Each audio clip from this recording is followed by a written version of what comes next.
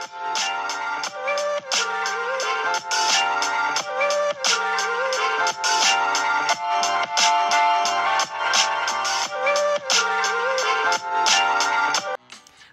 sa Italy. So, nandito kami sa Pisa. Dito kami bumaba sa Pisa, Italy, sa airport.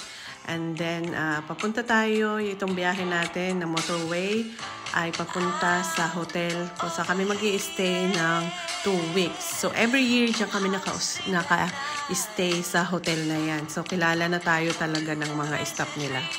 So, this year, last year pala, medyo okay na sila kasi marunong na silang mag-English.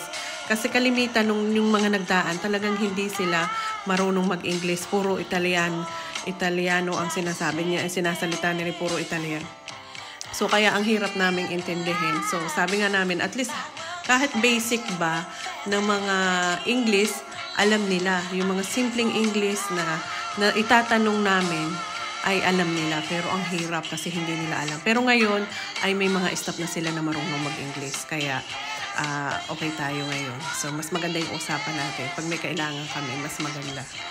So, isang mahabang, siguro ito ay mga 45 minutes from airport to the hotel. So, ayan yung maganda-maganda yung weather dito sa Italy. Ayan.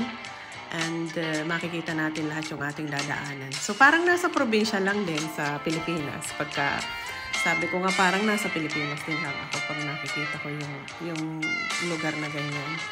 So, yun sana po ay magustuhan nyo itong aking video na to.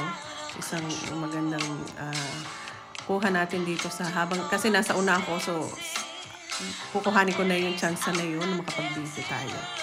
At makita natin yung dinadaanan. So, every year kasi, alam na natin, but syempre, nagbibideo tayo kaya. So, luckily, pag nasa unahan tayo, ayan, may chance tayo talaga. So, yun lang guys. Sana magustuhan nyo itong aking travel vlog and itong ating motorway. Ayan, Genova. Ayan, papunta sa Genova yan. At Livorno. So, yung sign na yun. So, ayan. So, yun lang guys. At samahan niyo ako hanggang makarating tayo sa hotel.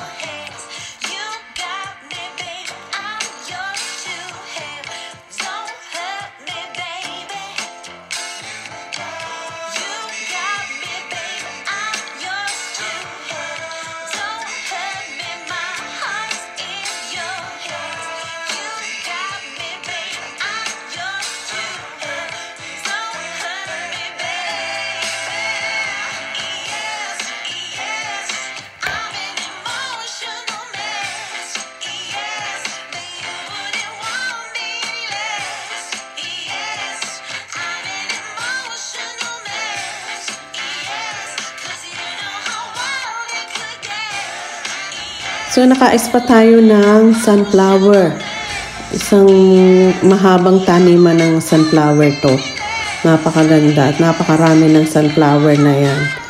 So, hindi ko lang alam kung kailan nila yan aanihin, kumbaga kukuhanin nila. So, isang pabilog na dinadaanan ng mga sasakyan. Diyan umiikot. So, talagang ang dami ng bulaklak. Hitik na hitik talaga yung sunflower na yan. So, nakakatuwa siyang tingnan. At luckily talaga na nasa unahan ako. So, kita-kita natin yung sunflower. So, tingnan naman ang isang paikot na malaki yan na puro sunflower na dinadaanan ng mga sasakyan. So, yan o, kitang-kita natin. Ang dami nila. Grabe. So, nakakatuwa.